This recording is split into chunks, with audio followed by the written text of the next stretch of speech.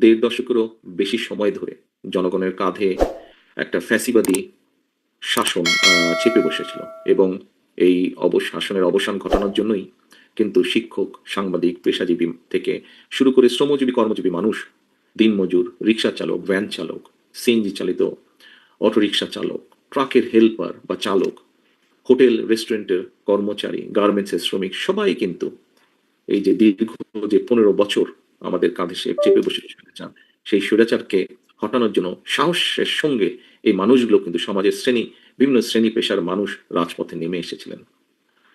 আপনাদের যদি মনে থাকে, চট্টগ্রামের, অনেকেরই নিশ্চয়ই মনে আছে, চট্টগ্রামের ফার্নিচার কর্মী শহীদ ফারুক, ঢাকার পাশে আশুলিয়ার গার্মেন্টস কর্মী নাজমুল, চাঁদপুরের সেলসম্যান আব্দুল কাদের মানিক, ঢাকায় সাংবাদিক মেহেদী হাসান, শরীয়তপুরের ব্যাংক কর্মকর্তা দুলাল আহমেদ।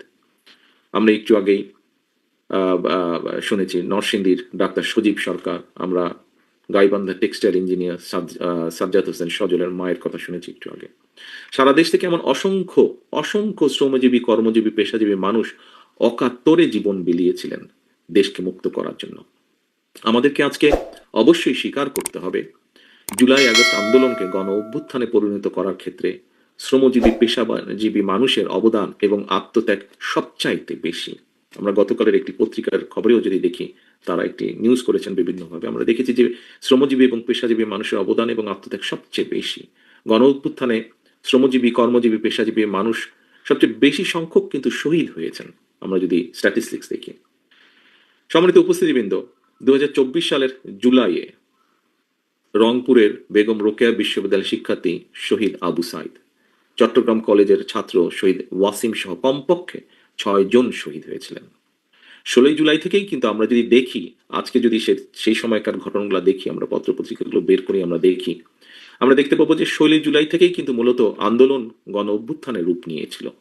ঐতিহাসিক 16 জুলাই তারিখে 6 জন শহীদের অন্যতম ছিলেন কিন্তু চট্টগ্রামের ফার্নিচার দোকানের কর্মচারী শহীদ ফারুক। আপনাদের অনেকেরই হয়তো চোখে পড়েছে একটি নিউজ কিছুদিন আগে প্রকাশিত হয়েছিল একটি পত্রিকায়।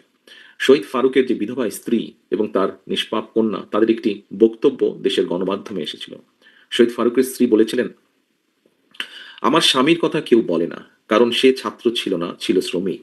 আর শহীদ ফারুকের 8 বছর বয়সী কন্যা ফাহিমা তার মায়ের কাছে জানতে চেয়েছিল, সেই নিউজের মধ্যেই ছিল যে জানতে চেয়েছিল, আম্মু, ওরা আবু সাইদ, ওয়াসিম মুগ্ধের কথা বলে, আমার বাবার কথা কেন বলে না?